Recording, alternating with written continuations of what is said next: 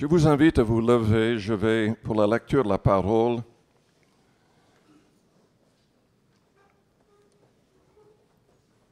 je vais lire deux passages dans l'Évangile selon Luc et un passage dans 2 Corinthiens au chapitre 8.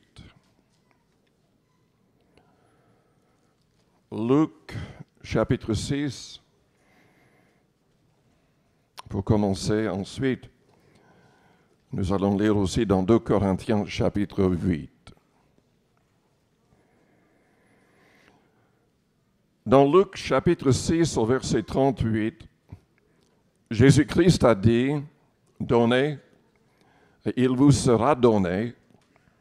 On versera dans votre sang une bonne mesure serrée et secouée et qui déborde, car on vous mesurera avec la mesure dont vous serez servis. » Au chapitre 12, toujours dans l'Évangile selon Luc, au verset 33,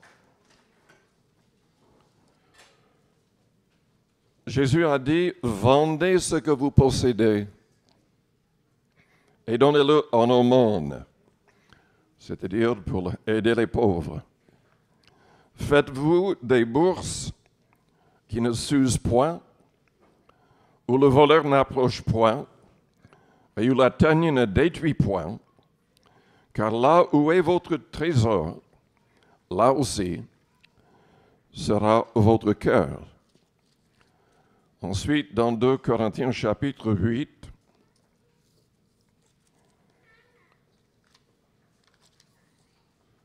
et au verset 9,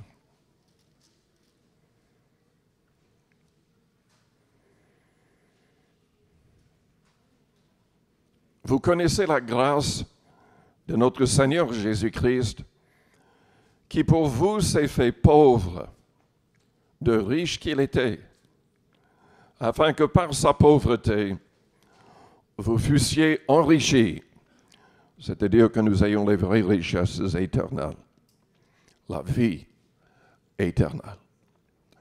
Prions le Seigneur avant d'aller plus loin.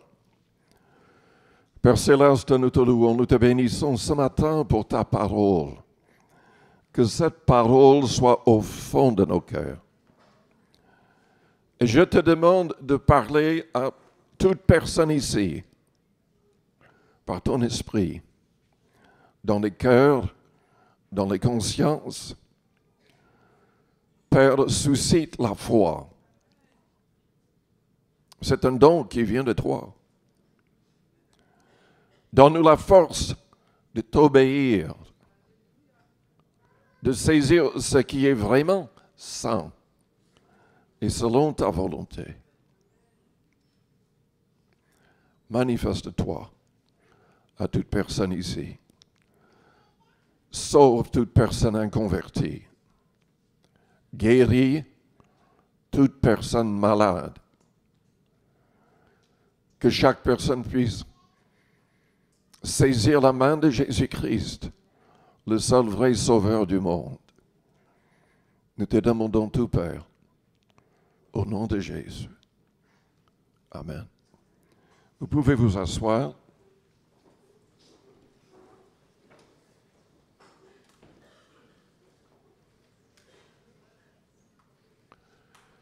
Mes amis, donner est divin. Qu'il s'agisse de donner la dîme, des offrandes, des aumônes pour aider les pauvres, ou de donner sa propre vie pour sauver quelqu'un, c'est divin. Dieu a tant aimé le monde qu'il a donné. Il a donné son Fils unique afin que quiconque croit en lui ne périsse point, mais qu'il ait la vie éternelle. Mais il y a énormément de gens qui n'aiment pas donner. Il y a énormément de gens parmi les croyants qui n'aiment pas donner. À tout prix, ils veulent démolir tout ce que la Bible dit dans le sens de donner. Ils veulent tout sans rien donner en retour. Il est vrai, Jésus-Christ a tout payé pour notre salut. Mais il y a des choses à comprendre parmi ces commandements. Et je me rends compte qu'il y a tellement de fausses doctrines, de fausses idées, de faux raisonnements, que même dans nos églises, il y a des gens qui ne comprennent pas grand-chose. Et souvent, les croyants luttent contre ce qui est vraiment pleinement la volonté du Seigneur. J'étais énervé récemment. Mais cet énervement, je suis sûr, est venu aussi, le Saint-Esprit me poussé d'écrire. Donc j'ai écrit. Parce que sur YouTube, sur l'Internet, il y a je ne sais pas combien d'articles, de vidéos contre, pour donner un seul exemple, la dîme. Il y a d'autres contre la divinité. Il y a des idées qui sont tellement éloignées de ce que Jésus a vraiment enseigné. Et avant d'entrer pleinement dans le message, je voudrais partager avec vous certaines réalités. Vous ne pouvez pas lire la Bible n'importe comment. Il y a des gens qui ferment leurs yeux, ouvrent la Bible, pointent du doigt un verset, et le verset est en train de parler de Judas Iscariot, où il est allé se suicider. Ils ferment leurs yeux de nouveau, ouvrent la Bible, pointent du doigt un verset qui dit « Va et faire de même ». Tous les faux prophètes, les gens non instruits, se font du mal avec leur manière de lire et d'étudier la Bible. Déjà, pour comprendre la Bible, il faut donner son cœur à Dieu. Il faut vouloir connaître la vérité. On doit chercher la vérité dans la Bible et non pas des idées qui correspondent à nos idées personnelles, de nos préjugés. Qu'est-ce que nous savons avant de rencontrer Dieu, avant d'étudier sa parole? Rien du tout. Qu'est-ce que nous connaissons? La fausseté du monde avec sa convoitise, son orgueil, qui met l'accent sur les œuvres de la chair comme si c'était glorieux quand Dieu dit que c'est une abomination.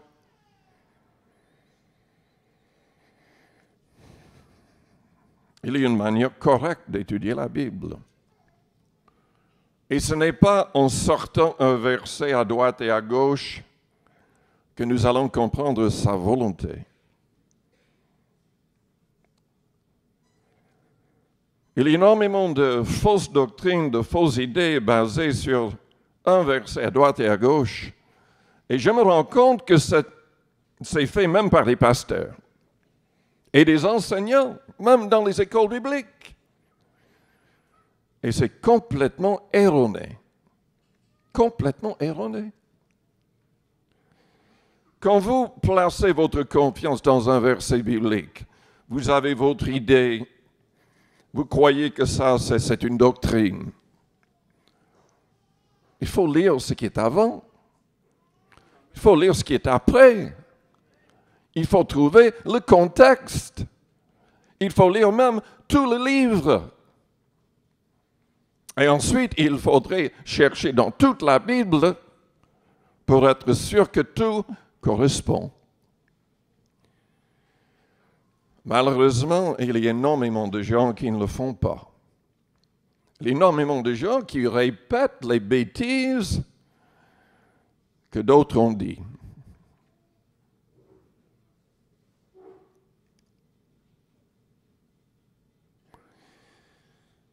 C'est très important, si vous voulez vraiment connaître la vérité, de connaître absolument tous les passages dans toute la Bible qui parlent de cela. Combien de personnes ont l'Internet? Si vous avez l'Internet, il y a une manière de chercher. Vous pouvez aussi acheter une concordance avec tous les passages qui parlent de différents sujets. Moi, j'utilise souvent Top Chrétien, et il y a d'autres sites qui donnent toutes les Bibles qui existent. Mais avec Top Chrétien, Top Bible, ils ont 4 Bibles. On peut comparer les traductions, parce que vous comprenez que, à moins de connaître la Bible en hébreu et en grec, on n'a que les traductions. Et il faudrait déjà étudier les traductions qui sont les plus correctes par rapport aux originaux. Ils ont des moteurs de recherche. On peut mettre les mots et chercher à avoir tous les passages dans toute la Bible pour comparer. Il faut dire dès le départ, comme je l'ai déjà dit, qu'à moins de donner son cœur au Seigneur, à moins de demander que son esprit nous aide à comprendre, on ne va pas comprendre de toutes les manières. Mais déjà, même si on a l'esprit, on doit chercher d'une manière correcte. Si je parle ainsi, c'est parce que je suis sûr et certain qu'il y a plein de gens dans cette salle qui ont été mal enseignés. Mal enseignés à l'égard de plusieurs sujets. Ce matin, je vais parler uniquement de la dîme. Mais il y a des gens qui disent que la dîme est satanique, que Dieu en 3 personnes est satanique. Finalement, tout est satanique, selon Facebook et pas mal de choses sur l'Internet. Oui, j'étais énervé, donc j'ai écrit 4 études que j'ai mises sur l'Internet, dans notre site, sur comment donner à Dieu, les finances dans l'Église, si la dîme est toujours d'actualité, et les chrétiens doivent-ils donner la dîme? Je vais vous lire. Je ne le fais pas d'habitude, mais je vais le faire ce matin. Je vais vous lire ce que j'ai écrit avec le titre « Les chrétiens doivent-ils donner la dîme ?» Je vais le faire parce que ça va c'est à la base de notre salut. Il y a un principe là-dedans que nous devons comprendre, sinon nous allons passer à côté de la vie éternelle. Ce n'est pas que vous pouvez acheter votre place au ciel, loin de là. Jésus a tout payé. Mais je vais vous lire ce que j'ai écrit et je vous demande d'être ouverts.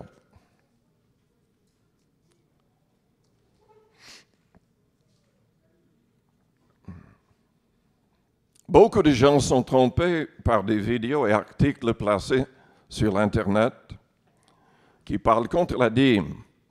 Le principe de donner 10% de son salaire est bien au Seigneur Jésus. Il y a même des pasteurs et enseignants sincères qui sont trompés. Mais que dit la Bible réellement? Notre salut est-il en danger si on ne donne pas? Nous savons que Jésus a donné sa vie, donc le salut est gratuit. Mais il a parlé de l'importance de donner quand même. Jésus a-t-il parlé en faveur de la dîme ou contre la dîme? Paul a-t-il parlé contre la dîme ou en faveur de la dîme? L'Épître aux Hébreux parle-t-il en faveur de la dîme ou contre la dîme? Jésus-Christ a parlé en faveur de la dîme. Mais il est allé beaucoup plus loin que la dîme. Il a enseigné qu'on doit faire plus que de donner la dîme.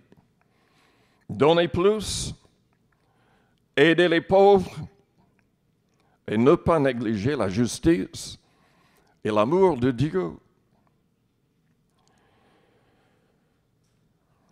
Écoutez bien, nous devons obéir au commandement de Jésus-Christ si nous voulons sauver nos âmes. Nous devons obéir au commandement du Christ si nous voulons être sauvés. Il y a des gens qui croient qu'on n'a que croire avec la tête, fréquenter une église, passer par les eaux du baptême, que tout sera bien. On n'a pas grand-chose à faire, on n'a pas grand-chose à éviter. On est sauvé simplement parce qu'on croit. C'est faux. Jacques a dit, les démons croient, mais ils tremblent. Ils tremblent parce qu'ils ne seront pas sauvés. Ils ne se repentent pas, ils ne changent pas de vie, ils ne mettent pas en pratique les commandements du Christ. Ils ne reçoivent pas l'Esprit du Christ. Ils sont condamnés. Donc, le simple fait de croire ne sauvera personne.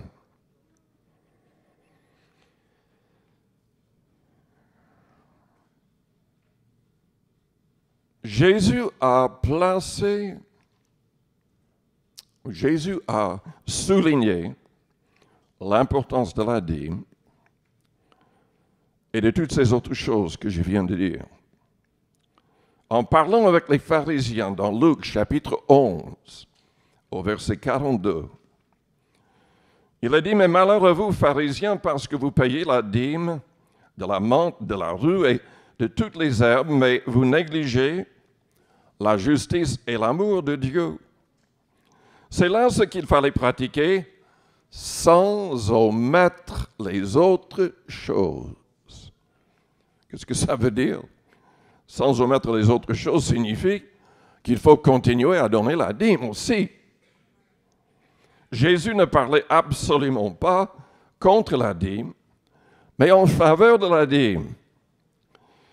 Mais selon les versets 41 et 42, Jésus critiquait les pharisiens parce qu'ils négligeaient la justice et l'amour de Dieu. Et surtout parce qu'ils ne donnaient pas des aumônes pour aider les pauvres.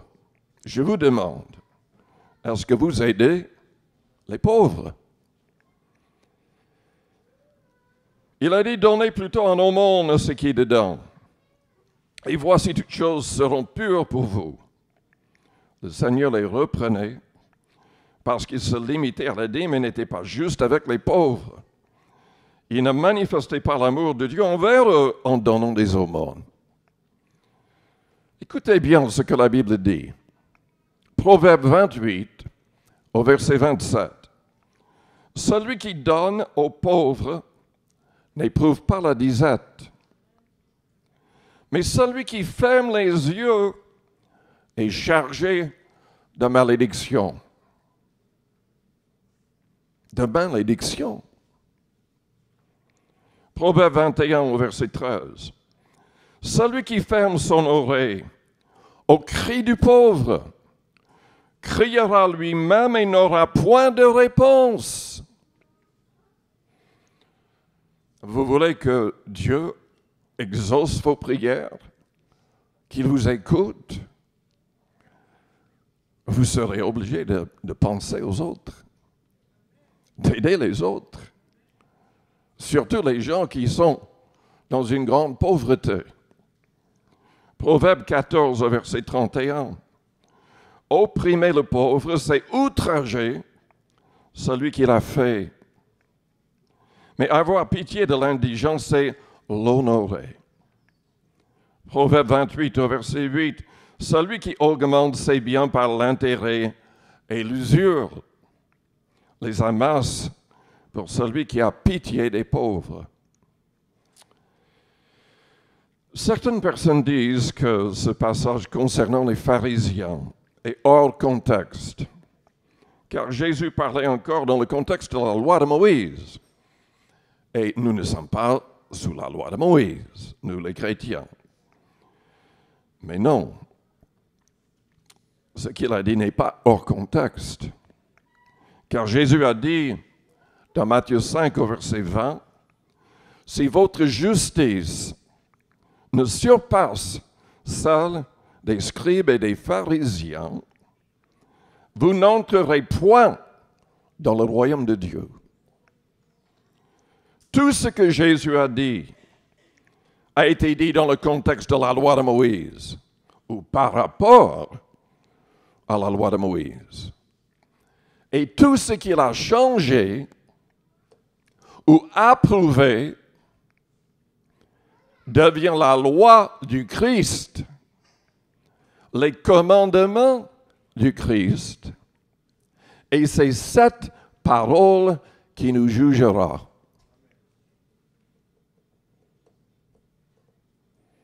Il y a des gens qui veulent ignorer complètement ce qu'il a dit. Prétendant que c'est la loi de Moïse, il parlait dans le contexte de la loi. Mais tout ce qu'il a dit était dans ce contexte. Oui, 6 fois, uniquement dans Matthieu 5, il a changé la loi de Moïse. Il a pris position contre la polygamie, contre le divorce et le remariage, contre le meurtre, contre la haine, la vengeance, contre toutes sortes de choses. Mais il a approuvé plein d'autres choses. Parmi les 10 commandements, il n'y a qu'un seul commandement qui n'est pas mentionné de nouveau dans le Nouveau Testament, le samedi du sabbat. Tout le reste est répété dans le Nouveau Testament. Et il faudrait comprendre qu'il y a plein de choses qui nous guident de la loi de Moïse. Pour donner un seul exemple, dans l'Apocalypse au chapitre 21, verset 8, la Bible donne une liste de choses qui va envoyer les hommes en enfer. La Bible parle des abominables. Mais le Nouveau Testament ne parle pas une seule fois d'une personne abominable. Pas une seule fois. Le mot n'y est pas. Mais dans l'Ancien Testament, il est mentionné qu'un homme couche avec un autre homme, c'est appelé une abomination. Que les femmes s'habillent comme des hommes, que des hommes s'habillent comme des femmes, c'est une abomination. Il y a toute une liste de choses mentionnées comme des abominations. Et nous devons comprendre ces choses. Parce que les abominables seront jetés dans les temps de feu.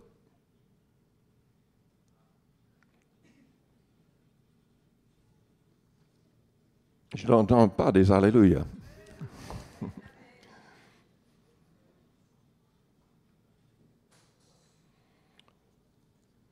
Nous devons comprendre, nous devons chercher attentivement ce que le Nouveau Testament nous dit. Il y a un autre principe qui est très, très important. Tous les commandements de Christ ne sont pas dans les évangiles. Selon Jean chapitre 16, au verset 12 et 13, Jésus a dit à ses disciples, j'ai d'autres choses à vous dire, mais vous ne pouvez pas les porter maintenant. Il a dit qu'il comprendrait, après avoir fait l'expérience de la Pentecôte, après avoir reçu le baptême de l'Esprit, c'est le Saint-Esprit qui entre en nous, qui nous enseigne. Le Saint-Esprit était envoyé surtout aux apôtres et ils ont écrit dans le Nouveau Testament le reste des commandements du Christ. Nous croyons que tout le Nouveau Testament fait partie de ces commandements. C'est très important de comprendre ça. Nous ne pouvons pas ajouter nos idées depuis que la Bible a été écrite. Et pourtant, il y a des gens qui s'élèvent comme prophètes, comme Christ, comme je ne sais pas quoi d'autre. La Bible dit clairement dans Jude, chapitre 1, verset 3, 4, dans Galates, chapitre 1, 6 à 9, dans Corinthiens 15, les 2 premiers versets, dans 2 Jean, chapitre 1, verset 9, qu'on ne peut pas ajouter à ce que nous avons dans le Nouveau Testament. Il n'y a point de nouvelle révélation. Tout est là. Si nous voulons la vie éternelle, nous devons marcher selon ses commandements. Je vais répéter ce que j'ai dit tout à l'heure, car il va de notre salut. Ce que Jésus a changé de la loi de Moïse, ou approuvé dans la loi de Moïse, devient la loi du Christ. Les commandements du Christ. Et c'est cette parole qui nous jugera. Il est donc essentiel de faire tout ce que le Seigneur demande, tout ce qu'il a approuvé. Il a approuvé la dîme et plein d'autres choses. Aimer en donnant pour aider les pauvres, pour évangéliser le monde entier, les pauvres et les riches, ou pour aider autrement les autres, pauvres ou pas, est la loi du Christ. Dans Galates 6, au verset 2, nous lisons « Portez les fardeaux les uns des autres et accomplissez ainsi la loi de Christ. » Dites-le à la personne à côté de vous. Nous devons porter les fardeaux les uns des autres.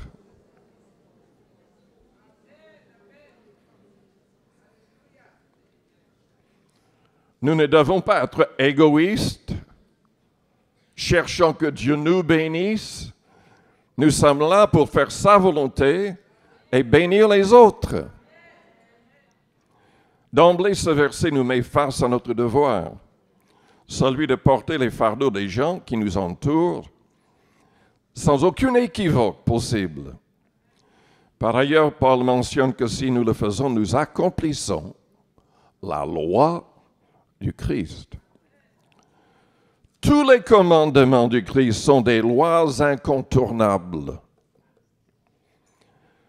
Car Jésus a dit dans Matthieu 7, à partir du verset 21, ceci.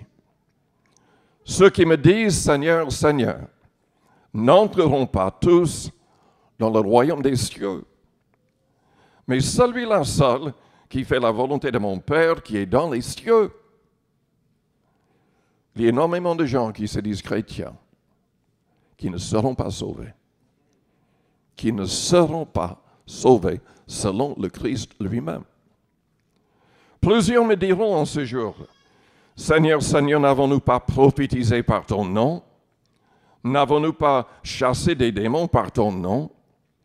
Et n'avons-nous pas fait beaucoup de miracles par ton nom? » Alors je leur dirai ouvertement, « Je ne vous ai jamais connu.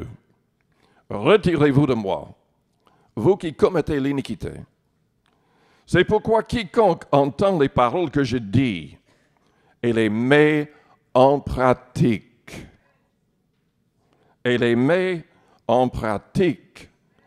sera semblable à un homme prudent qui a bâti sa maison sur le roc.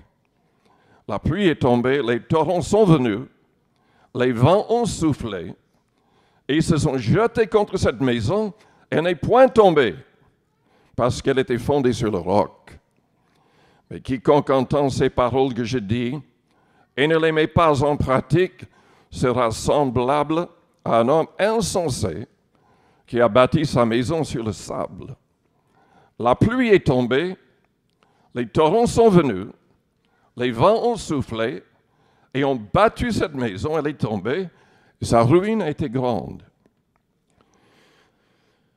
Écoutez-moi bien, c'est Jésus qui l'a dit, celui qui n'obéit pas au commandement du Christ est donc un insensé qui sera rejeté au jour du jugement. L'apôtre Pierre a dit dans Acte 10 au verset 42, « Jésus nous a ordonné de prêcher au peuple et d'attester que c'est lui qui a été établi par Dieu, juge des vivants et des morts. Donner la dîme et plus fait donc partie des commandements du Christ et de sa volonté pour nous. » Paul a-t-il parlé en faveur de la dîme ou contre la dîme? Paul cite les paroles du Christ, faisant le lien entre les sacrificateurs de l'Ancien Testament qui vivaient de la dîme et des offrandes et les prédicateurs du Nouveau Testament qui, selon le Seigneur, doivent vivre de l'Évangile. Dans 1 Corinthiens chapitre 9 au verset 13, « Ne savez-vous pas que ceux qui remplissent les fonctions sacrées sont nourris par le temple, que ceux qui servent à l'autel ont part à l'autel? De même aussi, le Seigneur Jésus a ordonné à ceux qui annoncent l'Évangile de vivre de l'Évangile. » Ces versets 13 et 14 sont très importants, car ils font un lien entre les sacrificateurs qui vivaient de la dîme et ceux qui prêchent l'Évangile aujourd'hui. Dieu désire nous aider afin que nous puissions soutenir l'Église, l'évangélisation du monde et aider d'autres personnes dans le besoin. Comprenons que les Israélites donnaient plus que les dîmes, avec des offrandes volontaires en plus. Et Dieu les bénissait à l'extrême quand ils obéissaient ainsi à sa parole. Le royaume du Christ et son plan pour l'évangélisation du monde sont plus importants que le temple juif. Soutenir ceux qui ont de vrais ministères et qui ont été choisis et donnés à l'Église par Dieu est important. Car dans Éphésiens 4, verset 11, nous lisons « Il a donné les uns comme apôtres, les autres comme prophètes, les autres comme évangélistes, les autres comme pasteurs et docteurs, pour le perfectionnement des saints, en vue de l'œuvre du ministère et de l'édification du corps de Christ. » Je ne parle pas de ces choses parce que j'ai besoin d'argent, je ne reçois pas de salaire de cette Église. Aucun des prédicateurs ne reçoit de salaire de l'Église ici. Les frères qui sont là travaillent et prêchent. On devrait les soutenir, mais on n'a pas l'argent pour le faire. Moi-même, je suis soutenu par des dons d'amis et d'églises qui me connaissent depuis très longtemps dans d'autres pays. Je ne reçois pas de salaire ici. Si vous donnez ou ne donnez pas, ça ne changera rien du tout pour moi ou pour les frères. Mais ça changera beaucoup de choses pour vous par rapport au Seigneur et par rapport à l'éternité. La dîme n'est pas annulée par l'enseignement de Paul dans 1 Corinthiens 16 ou dans 2 Corinthiens 9.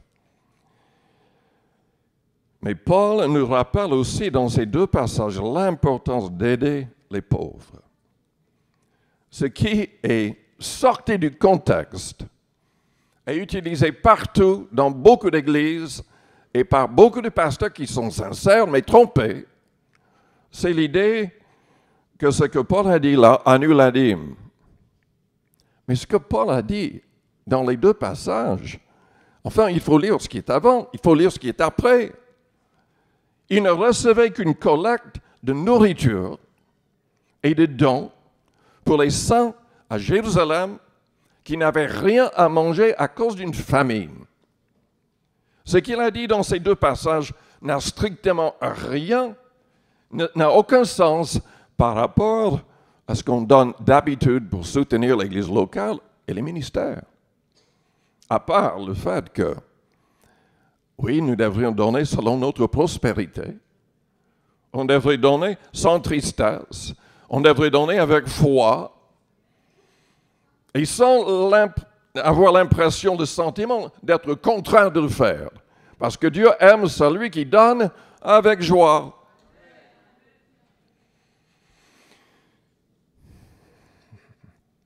Les passages disent exactement dans 2 Corinthiens 9 au verset 7 que chacun donne comme il a résolu en son cœur, sans tristesse ni contrainte, car Dieu aime celui qui donne avec joie. Et l'autre dans Corinthiens 16 dit que chacun de vous, le premier jour de la semaine, mette à part chez lui ce qu'il pourra, selon sa prospérité, afin qu'on n'attende pas à mon arrivée pour recueillir les dons. Pourquoi est-ce qu'il a dit ça? Parce qu'il avait déjà donné à l'Église locale. Il voulait qu'il donne en plus pour ce besoin pour les saints qui n'avaient rien à manger à Jérusalem. Utiliser ces deux passages pour annuler l'idée de la dîme, enfin, c'est un exemple typique de comment les gens se trompent en tordant le vrai sens. On ne peut jamais sortir des versets du contexte. Dieu avait toujours voulu que son peuple donne de telles offrandes volontaires selon leur prospérité, et avec joie, sans tristesse, sans contrainte, en plus que les dîmes qui étaient demandées pour soutenir les Lévites. Ceux qui croient aux promesses de Dieu et qui ne sont pas incrédules donnent toujours avec joie. Il y a plus de bonheur à donner qu'à recevoir. Ceux qui utilisent les deux passages de Paul contre la dîme les sortent de leur contexte. C'est une manière erronée d'interpréter les Écritures. Personne n'a le droit d'utiliser les paroles de Paul pour parler contre le principe de la dîme. Mais de toute manière, comme nous venons de le dire, ce qu'il a dit ne contredit pas le principe de la dîme. En réalité, il n'y avait jamais de contrainte par rapport à la dîme. Mais il y avait un manque de protection et de bénédiction, selon Malachie 3, si le peuple ne donnait pas fidèlement. Aucun passage du Nouveau Testament n'annule le principe de la dîme pour Jésus-Christ, qui, selon l'Épître aux Hébreux, est maintenant notre souverain sacrificateur dans le contexte de la nouvelle alliance. Si on aime Jésus-Christ réellement, la dîme ne devrait pas poser de problème, car Jésus nous demande d'être prêts à tout donner. Luc 14, verset 33, « Ainsi donc, quiconque d'entre vous ne renonce pas à tout ce qu'il possède ne peut être mon disciple. » Ne peut être mon disciple. Est-ce que vous êtes un disciple de Christ? Est-ce que vous êtes prêt à tout donner si le Seigneur le demandait? Moi, j'ai des amis qui sont maintenant pasteurs missionnaires. Ils étaient très, très riches, responsables de grandes sociétés. Le Seigneur leur a parlé, qu'ils deviennent pasteurs, prédicateurs. Ils étaient obligés de quitter leur travail. Ils ont tout perdu, de ce point de vue. Ils ont tout gagné en faisant la volonté du Seigneur.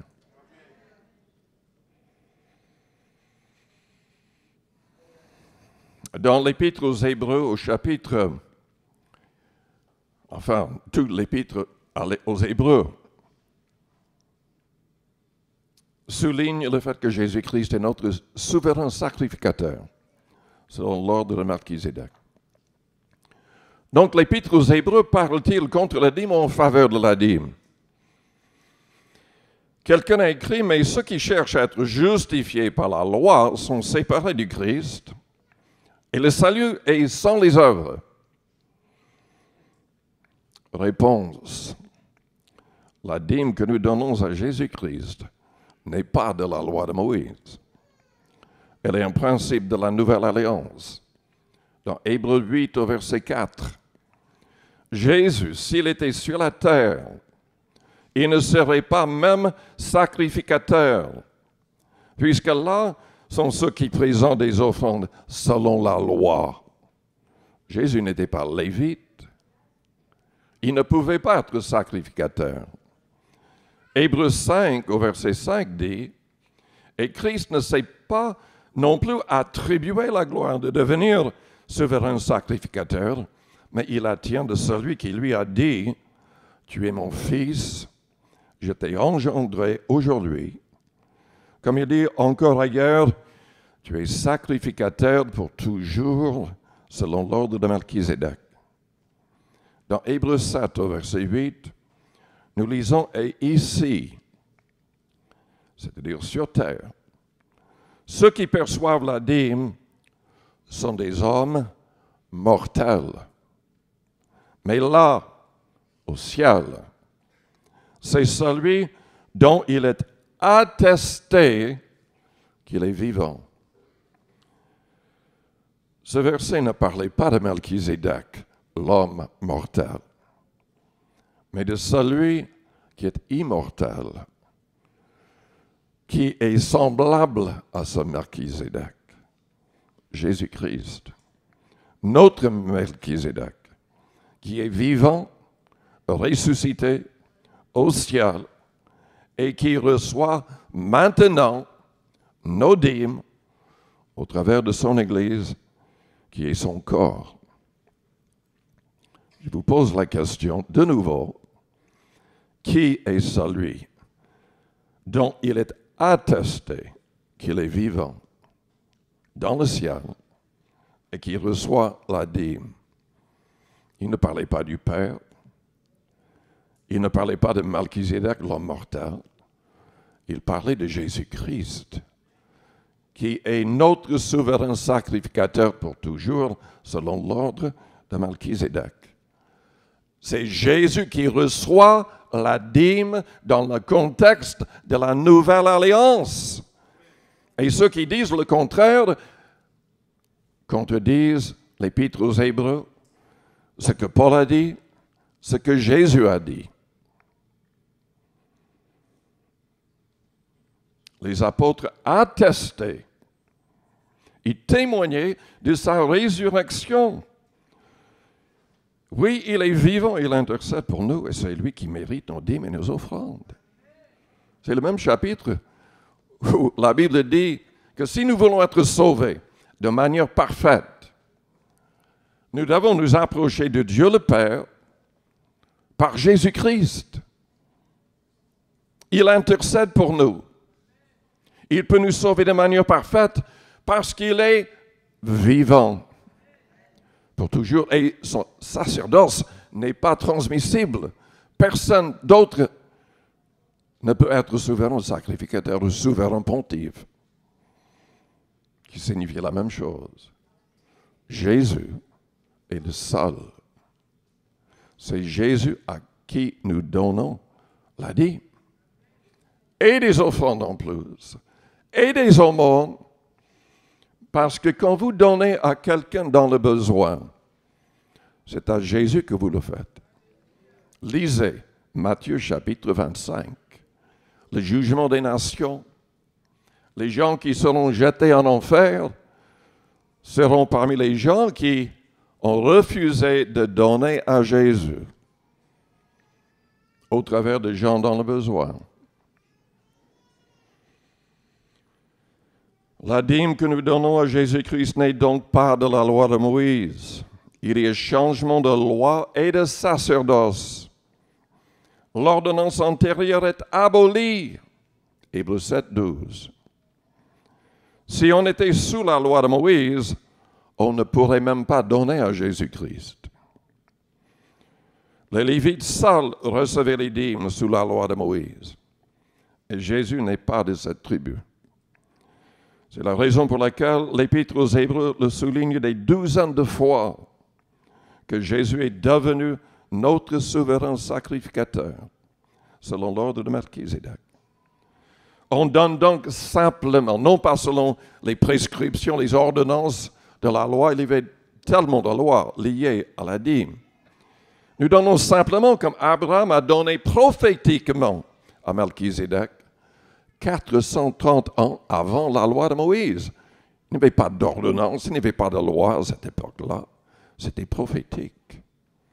Et l'Épître aux Hébreux en parle. Jésus-Christ est notre Melchizedek. Il n'est pas l'homme mortel, mais celui dont il est attesté qu'il est vivant. Les gens ne voient pas toujours cette réalité en lisant Hébreux 7. Mais je vais répéter ce que j'ai écrit plus haut. Il y a changement de sacerdoce, changement de loi. Jésus est maintenant souverain sacrificateur. Ses ministres remplacent les sacrificateurs. Quel est le changement de loi? Tout ce que Jésus a dit, ce que Jésus a changé de la loi de Moïse ou approuvé dans la loi de Moïse est devenu la loi du Christ. Les commandements du Christ. C'est cette parole qui nous jugera. Quand on met de telles choses sur l'Internet, on sait en avance qu'on va être attaqué. Et j'ai passé quelques heures avec quelqu'un qui a essayé de me dire le contraire. Et j'ai dit, mais donc vous contredisez Jésus-Christ. Ce ne sont pas ses commandements. Jésus ne voulait pas qu'on donne pour aider les pauvres, pour soutenir ses apôtres. Si ce ne sont pas les commandements du Christ dans l'Évangile, où sont ces commandements? Où sont ces commandements? Maintenant, je vais parler de quelque chose qui est encore plus important, qui est à la base de notre foi et de notre salut. Parce que ce qu'on dit, ce qu'on répète continuellement dans beaucoup de nos églises est faux, à 200%. Combien de fois est-ce que les gens citent « Mais nous sommes sauvés sans les œuvres ». C'est biblique, la Bible le dit. Mais est-ce qu'on comprend ce que ça signifie? Absolument pas. Il y a des gens qui citent cela,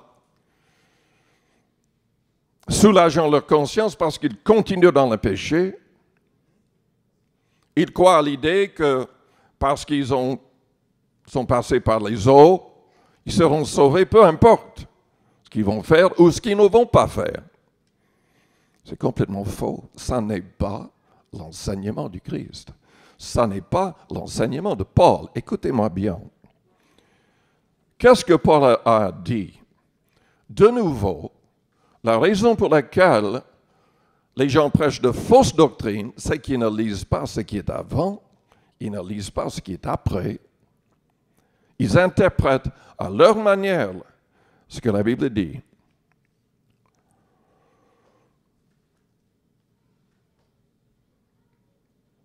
Éphésiens 2, verset 8. C'est par la grâce que vous êtes sauvés par le moyen de la foi. Cela ne vient pas de vous, c'est le don de Dieu. Même la foi que nous avons vient de Dieu. Dieu a donné une mesure de foi à tout homme. On peut étouffer cette foi ou faire grandir cette foi. Ce n'est point par les œuvres afin que personne ne se glorifie. Cela est vrai. Mais que dit le verset 10? Car nous sommes son ouvrage, les vrais chrétiens. Les vrais chrétiens sont transformés par Jésus-Christ. Les vrais chrétiens reçoivent son esprit dans leur cœur, dans leur corps. Notre corps devient le temple du Saint-Esprit. Notre manière de penser, de parler, d'agir et de réagir est transformée. Et c'est le Christ qui accomplit cela. Car nous sommes son ouvrage, ayant été créés en Jésus-Christ pour de bonnes œuvres que Dieu a préparées d'avance afin que nous les pratiquions. Dieu a un plan pour votre vie, pour nos vies, un plan général. Il a même un plan précis pour votre vie. Il a des choses que vous devez accomplir. Il y a des choses que vous devez éviter. Il y a des choses que vous devez faire. Vous devez obéir ou vous ne serez pas sauvés. Vous devez obéir ou vous ne serez pas sauvés. Le salut est sans les œuvres. Car c'est uniquement grâce à Jésus-Christ, grâce à ce qu'il a accompli par sa mort et sa résurrection, que nous pouvons être sauvés. Personne ne pourrait jamais se glorifier. Mais Jésus nous demande de faire des choses. Nous recevons le salut par la foi, c'est une grâce, c'est-à-dire nous ne le méritons pas. Il y aura toujours des imperfections que nous serons obligés de confesser, d'améliorer dans nos vies chrétiennes. Mais Jésus a un plan pour nous, des choses que nous devons accomplir. Et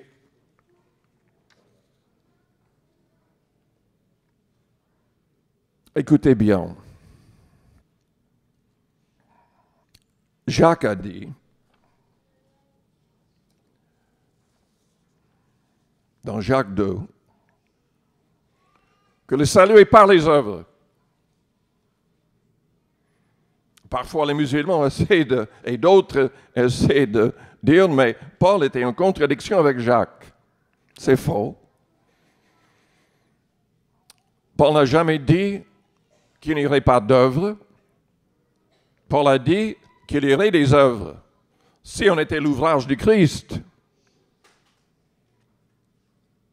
si on marchait dans l'obéissance, Jésus a dit, celui qui persévérera jusqu'à la fin sera sauvé. Nous devons persévérer, marchons selon ses commandements, tous les commandements. Jacques a dit, si un frère ou une sœur sont nus et manquent de la nourriture de chaque jour, et que l'un d'entre vous leur dise, allez en paix, chauffez-vous et vous rassasiez, que vous ne leur donniez pas ce qui est nécessaire au corps, à quoi cela sert-il? Il en est ainsi de la foi. Si elle n'a pas les œuvres, elle est morte en elle-même. Mais quelqu'un dira, toi tu as la foi et moi j'ai les œuvres. Montre-moi ta foi sans les œuvres. Et moi, je te montrerai la foi par mes œuvres. Abraham, notre père, ne fut-il pas justifié par les œuvres lorsqu'il offrit son fils sur l'autel? Tu vois que la foi agissait avec ses œuvres. Et que par les œuvres, la foi fut rendue parfaite. Ainsi s'accomplit ce que dit l'Écriture. Abraham crut à Dieu et cela lui fut imputé à justice. Il fut appelé ami de Dieu. Vous voyez que l'homme est justifié par les œuvres et non par la foi seulement. Jacques mentionne Rahab aussi, qui était justifié par sa foi, manifestée par ses œuvres. Il a dit également, les démons croient aussi, mais ils tremblent. Ils tremblent parce qu'ils refusent de se repentir et d'obéir au Christ. La foi qui sauve produit l'obéissance et de bonnes œuvres. Attention, ce que je vais dire maintenant est très, très important pour votre salut. Dans Galates au chapitre 5, du verset 19 au verset 21, nous avons une liste des œuvres de la chair. Cette liste n'est pas complète, car il y a des choses semblables.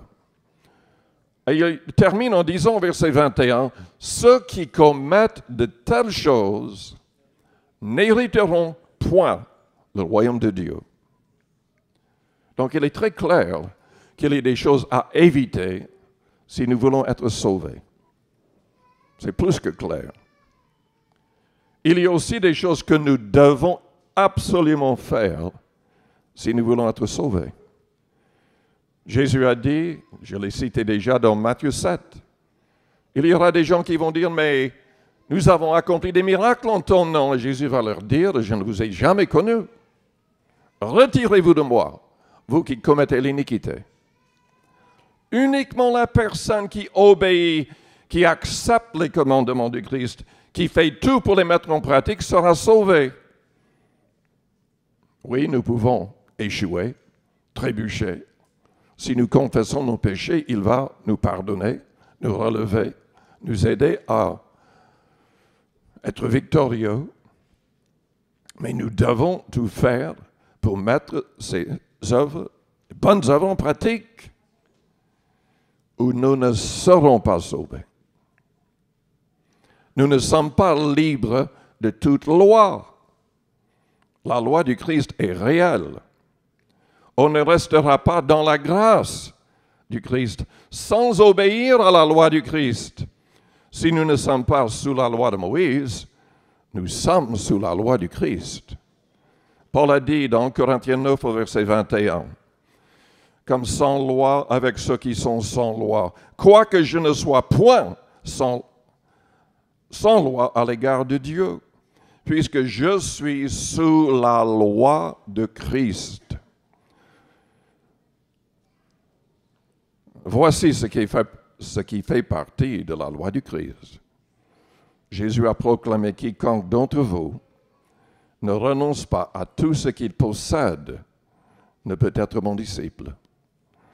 Luc 14, verset 33, il a dit qu'on ne pouvait pas préférer ses parents, femmes, enfants, ou qui que ce soit d'autre, ou même sa propre vie au Seigneur.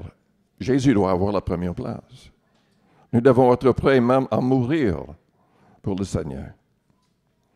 Quiconque ne porte pas sa croix et ne me suit pas ne peut être mon disciple. C'est ça la loi du Christ. Ceux qui ne comprennent pas cela et qui n'obéissent pas ne seront pas sauvés. Le Seigneur mérite tout de nous. Il a tout donné pour nous. Il s'est fait pauvre, de riche qu'il était, pour que nous ayons les vraies richesses.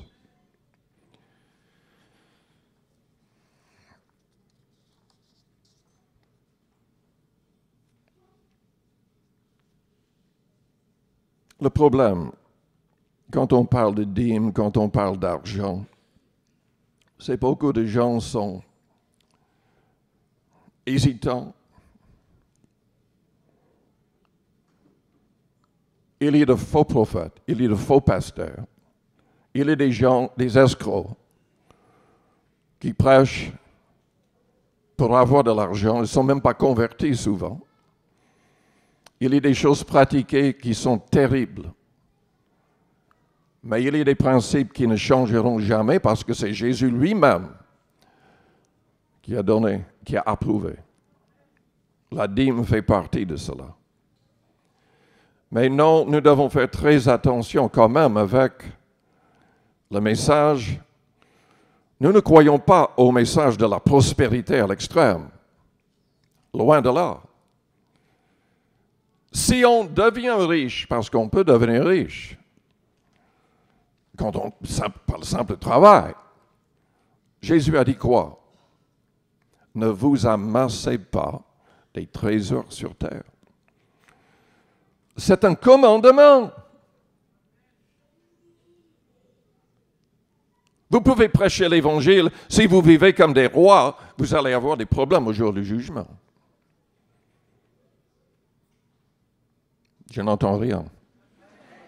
Vous ne le croyez pas? C'est vrai. Toute la prospérité qui est promise dans la Bible est liée au fait qu'on devrait rester dans le contexte de nos besoins. On n'est pas là pour devenir riche, pour manifester l'orgueil du monde avec ceci ou cela. Plus on donne pour aider les autres, plus on est près du Christ et de son enseignement. Il s'est fait pauvre pour que nous ayons les vraies richesses. Vous savez, la dîme est tellement peu de choses. Moi, j'ai été élevé dans une église où, à l'école du dimanche, on donnait, ils avaient 2 sacs pour la dîme, un autre sac pour soutenir des missionnaires. Donc, toute ma vie, j'ai l'habitude de faire ça. Et quand je suis devenu pasteur, je n'ai pas cessé de faire ça. Je donne la dîme. D'ailleurs, dans notre mouvement, je viens des États-Unis, je parle de nos églises là-bas, dans le contexte des assemblées de Dieu. Aucun pasteur prêche contre la dîme. Vous ne pouvez même pas être pasteur dans notre mouvement si vous ne donnez pas la dîme vous-même. Vous ne pouvez pas. Impossible. Et tous donnent comme les églises. Ils donnent la dîme. Et en plus, pour soutenir des missionnaires et des églises. En fait, notre église a payé pour la construction d'une église aux Philippines dans les années 50. Une église avec 10 000 places. On a aidé des églises un peu partout dans le monde. Moi, j'étais inspiré par Oswald J. Smith, un pasteur canadien, qui avait déjà à l'époque plus de 5 000 membres. Ils donnaient tout leur argent pour envoyer des missionnaires, pour évangéliser le monde. 400 personnes se sont levées de cette église locale, sont parties dans d'autres pays être des missionnaires. 400. Ils ont donné des millions et des millions de dollars pour soutenir la prédication de l'Évangile dans le monde. Je parlais avec le frère qui était avec nous dimanche dernier, le pasteur Moussa Kone, ex-imam. Et il me disait, mais vous savez, le vrai problème avec les chrétiens, ils ne comprennent pas ce que Jésus a enseigné. Il faut qu'on donne. Il faut qu'on ne se limite pas à la dîme.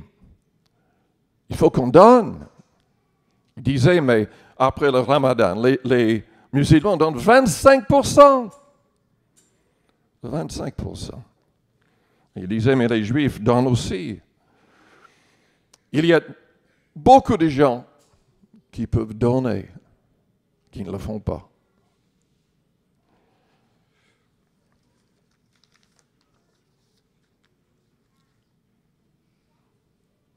Je ne veux pas tomber dans l'extrême des doctrines sur la prospérité. Dieu peut nous bénir quand même. Mais écoutez-moi bien, c'est notre responsabilité de prospérer. Sans miracle, ne parlons même pas de miracle, ou de ce que Dieu peut faire.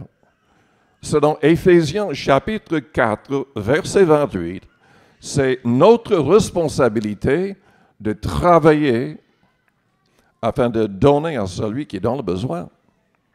Que celui dérobé ne dérobe plus, mais qu'il travaille de ses mains faisant ce qui est bien pour avoir de quoi donner à celui qui est dans le besoin. Qu'il s'agisse de dîmes, d'offrandes ou d'aumônes, il faut qu'on donne. Et ce qu'on donne selon le Christ, selon Matthieu 6, sera un trésor gardé là-haut pour nous, pour les âges de l'éternité.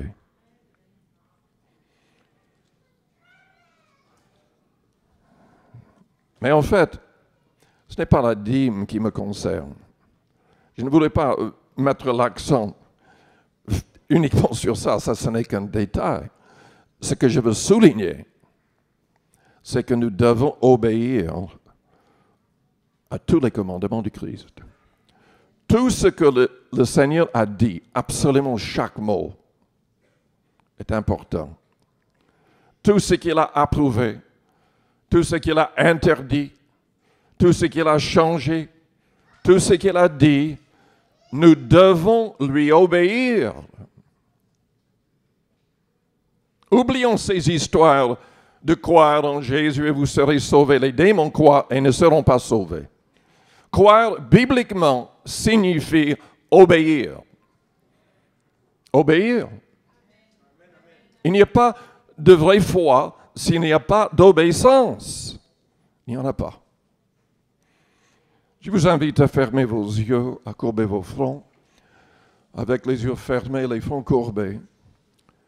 Je vous demande d'être honnête avec vous-même. Qu'est-ce que vous avez comme relation avec Jésus-Christ? Est-ce qu'il est véritablement votre Seigneur, votre Sauveur? Est-ce que son Esprit est entré en vous? Est-ce qu'il rend témoignage à votre esprit que vous êtes enfant de Dieu? Est-ce que vous êtes conduit par son Esprit? Uniquement ceux qui sont conduits, selon Romains 8 au verset 14, sont fils de Dieu, enfants de Dieu. Si vous n'avez pas ce témoignage intérieur vous disant que tout est bien, vous avez besoin de vous approcher de Dieu par Jésus-Christ. Vous avez besoin de vous mettre en question. Voulez-vous la vie éternelle? Voulez-vous faire sa volonté? Voulez-vous le connaître véritablement et avoir une relation réelle et profonde avec lui?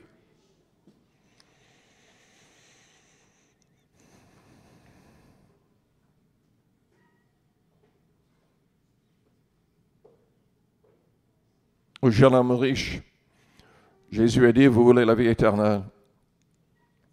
Vendez tout ce que vous avez. Donnez-le aux pauvres et venez me suivre. Il y a des gens qui luttent tellement contre la dîme qui ne signifie que 10%. Qu'est-ce que ces mêmes personnes auraient dit à Jésus? Le jeune homme riche, il est parti. Il n'a pas saisi la vie éternelle.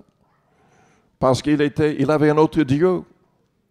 Le faux Dieu de la richesse que Jésus appelait Mammon. Il est parti triste parce qu'il avait de grandes richesses. Il ne voulait pas se débarrasser de ces choses. Jésus a dit, quiconque ne renonce pas à tout ce qu'il possède ne peut être mon disciple. C'est un problème de cœur. C'est un problème de cœur. Est-ce que vous êtes prêt à donner votre cœur à Jésus-Christ? À croire en lui avec votre cœur et non pas simplement avec votre tête. Avec les yeux fermés, les fronts courbés, si vous vous rendez compte que votre vie n'est pas en règle, mais vous voulez qu'elle soit en règle, vous voulez devenir un vrai disciple du Christ, vous voulez saisir la vie éternelle, je vous demande de me faire signe. En élevant votre main juste pour un instant, je la verrai. Je voudrais prier pour vous. Faites-moi signe. Si vous voudriez que je prie pour vous, vous voulez mettre votre vie pleinement en règle avec Jésus-Christ. Merci, merci, merci. Est-ce qu'il y a d'autres personnes? Faites-moi signe.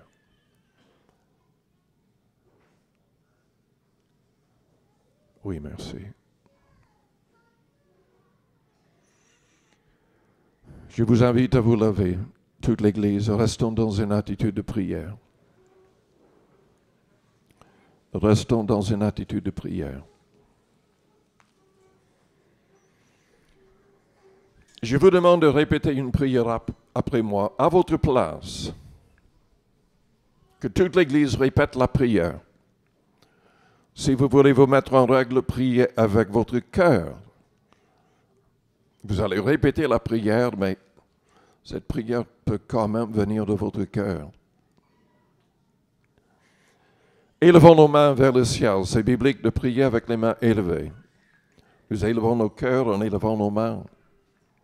C'est comme un signe de foi comme pour recevoir. C'est comme un signe de soumission.